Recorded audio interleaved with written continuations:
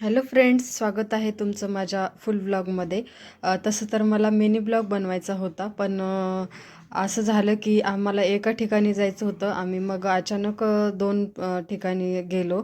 मग दिवसभराचा तो शूट करायला लागला मला आणि त्याचा मग लाँग व्हिडिओ झाला. तर आम्ही गेलो होतो सॅटर्डेचा ब्लॉग आहे हा. आणि चतुर्मुख शिव मंदिर म्हणून हे प्लेस होतं, त्या ठिकाणी आम्हाला जायचं होतं. मग गेलो, शिवमंदिर होतं ते. आणि यांचे 2-3 फ्रेंड्स आणि त्यांची फॅमिली वगैरे असं मिळून आम्ही गेलो होतो. आणि इथे एंट्रन्सला बघा, हे असं वाटतं की किती दिवस झालं हे दोघं भेटलेच नाही. विवान आणि शिवराय ह्या दोघांचं नाव आहेत. आणि काय चाललं होतं काय माहिती, काही कळलंच नाही कुणाला. हे असं काहीतरी मंदिरात एंट्री केली, मग बेल आणि फुल होते तिथं विकण्यासाठी. ते बेल आणि फुल घेतले देवासाठी. आणि कानाला तर फुल घेतलं म्हणजे व्हायलाच पाहिजे, असं आहे त्याचं आता सध्या तरी चाललं आहे. सो मग त्याने फुल वाहिलं. आणि बाहेरचा व्ह्यू जो आहे एंट्री केल्याच्या नंतर ओपन स्पेस होता हा. आणि हे असं होतं त्रिशूळ वगैरे आणि ओम पण होता तिथे साईडला. आणि साईडला दत्ताचं मंदिर आहे, ते जे दिसतंय ना ते. किती जुनं मंदिर आहे हे बघा. आणि कान्हाची पोज देणं चालू होती, पोज देऊन फोटो काढत होता तो पप्पासोबत. आणि हे मंदिर आम्ही इंस्टावरती रील्समध्ये बघितलं होतं. बऱ्याच दिवसापासून जायचं होतं, पण एक येत होतं एक नाही. आम्ही जायचं असेल कुठं तर सगळं मिळून जातो. असंच फ्रेंड्स फॅमिली जे आहे त्यांना घेऊन जातो. बरेच 7 ते 8 जण मित्र आहेत ते, आणि त्यांच्या बायका वगैरे, असं फॅमिली आम्ही सगळे मिळून जात असतो. सो मग बऱ्याच दिवसांनी हा प्लॅन झाला होता.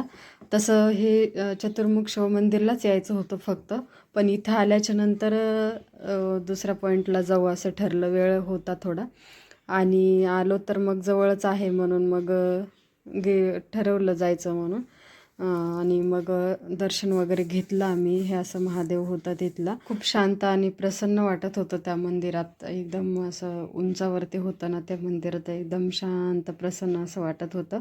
मग काही फोटो घेतले, ग्रुप फोटो वगैरे पण घेतले आम्ही. आणि मग तिथून बाहेर आलो. ह्या होत्या वैष्णवीताई, यांच्यामुळेच प्लॅनिंग ठरले होतं बाहेर जायचं. मग त्यांनाही बोलले की या व्हिडिओमध्ये. आणि हे बाकीचे होते, हे यांना सगळ्यांना खूप भूक लागली होती, आम्हालाही भूक लागली होती. पण तिथं एवढंसं काही चांगलं खायला नव्हतं अवेलेबल. वडापाव होता, पण एवढा काही विशेष त्याची टेस्ट नव्हती. मग इथूनच ठरलं होतं की बनेश्वर महादेव नसरापूरला जायचं म्हणून.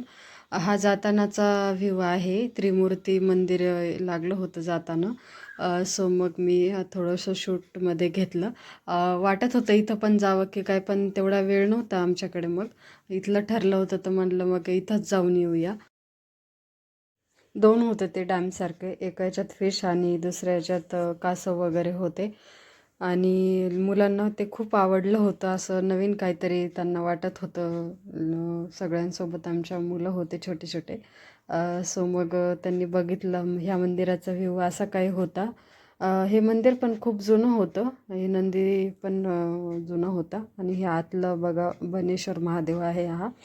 तिथेच थोडंसं गार्डन टाईप होतं हे. आणि एकदम झाडे वगैरे होती तिथे. मग आम्ही गेलो तिथे सगळ्याजणी. आणि मुलांना पण खेळायला तिथं झोका आणि सीसॉ स्लाईड वगैरे होत्या, मुलांना खेळायला दिल्या. आणि ह्या अशा राईड पण होत्या. भीती वाटत होती मला ह्या राईडमध्ये, मी नव्हते बसलेली कधी कधी, एन्जॉय नव्हतं केलं हे सगळं. पण ठीक आहे, आम्ही एक दोघी म्हणलं की जाऊया आपण. ठीक, मग गेलो. छान वाटलं, भारी होतं ते. थोडं भारी फिलिंग आलं. आणि मग आलो बाहेर तिथून, कारण 6 वाजत होते, चेकआउट झालं होतं त्या गार्डनचं. मग आलो, भूक लागली होती सगळ्यांना. आणि आम्ही सगळ्यांनी चहा खाल्ली होती. आणि मग निघालो तिथून. आणि येतानाही मला हे मंदिर दिसलं होतं, मग मी शूट केलं हे मंदिर. नाईट व्ह्यू छान होता तिथला. मग आलो मी एका हॉटेलला.